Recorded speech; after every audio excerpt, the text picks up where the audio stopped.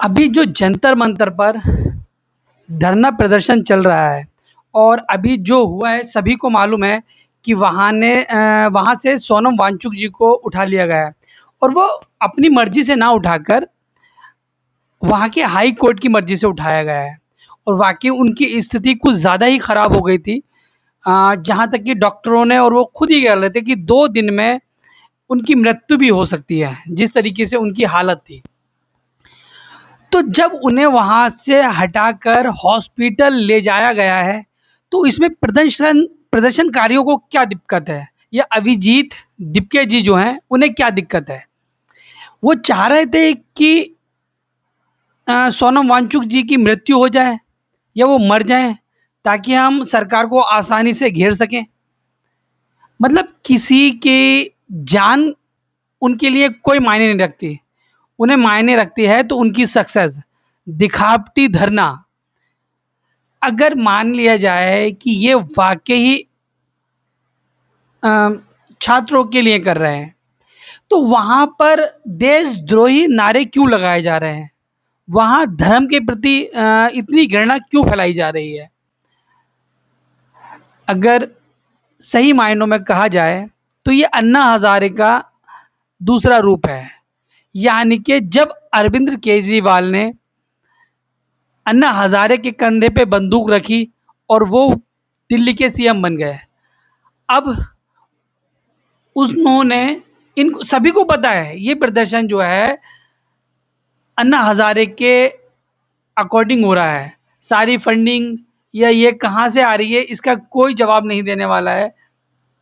और अब उन्होंने सोनम वांगचुक जी को अपना मोहरा बना लिया। शायद हो सकता है कि सोनम वांगचुक जी इस स्थिति को भांप चुके थे कि मुझे मोहरा बनाया जा रहा है और अपनी राजनीति बनाई जा रही है, या अपनी पॉपुलैरिटी के लिए ये सब किया जा रहा है।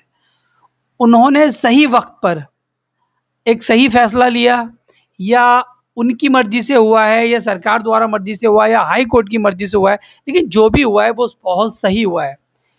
क्योंकि हमें भी ऐसे लोगों की ज़रूरत है हमारे देश को। तो उनका ट्रीटमेंट चल रहा है वो सही है।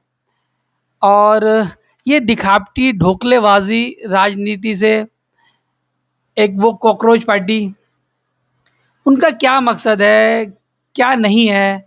शिक्षा के प्रति अगर आप ये आवाज़ उठा रहे हैं कि आपको धर्मेंद्र प्रधान जी का इस्तीफ़ा चाहिए, तभी तो जब उनसे कोई गलती हुई हो।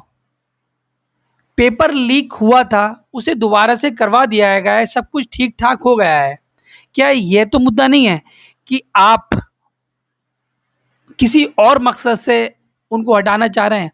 क्यों? क्योंकि उन्होंने पुराने सिलेबस में बहुत कुछ चेंजिंग की है। उन्होंने कुछ मुस्लिम जो आक्रमणकारी थे, उनके नाम हटा दिए गए हैं। बाबर, औरंगज़ेब और कई सारे नाम सिलेबस से हटा दिए गए हैं। इसलिए ये लोग चिढ़ है कि इतिहास के साथ छेड़खानी कर रही है। इतिहास के साथ छेड़खानी आज नहीं, इतिहास के साथ छेड़खानी तो जो पहले हमारे शिक्षा मंत्री थे आज़ाद साहब, उन्होंने ही कर दी थी। तो कहने का मतलब है कि जो हमारी संस्कृति है, हमारा जो इतिहास रहा है, उसको दिखाने की कोशिश कर रहे हैं कहीं न कहीं धर्मेंद्र प्रधान जी। और नए सिलेबस लेके आ रहे हैं। महाराणा प्रताप है, झांसी की रानी है और हमारे जो भी आदर्श थे, उनको दोबारा से लाने की कोशिश की है। तो कहीं न कहीं ये लोग इस चीज़ से चिढ़े हुए हैं और वो धर्मेंद्र प्रधान का इस्तीफ़ा माँग रहे हैं। ख़ैर जो भी रहा हो, बट इतना तो है कि किसी एक बंदे की जान बच गई, वरना ये लोग उसकी लाश पर पैर रख के ही अपनी राजनीति चमकाने वाले थे। अभी मैं ज़्यादा कुछ ना बोलूँगा, बस इतना ही कहूँगा कि आप हम लोगों से ज़्यादा जानते हैं, तो अपना निर्णय, अपना डिसीज़न लें और इन दोगलों की बात में ना आएँ। देशद्रोही नारे ना लगाएँ।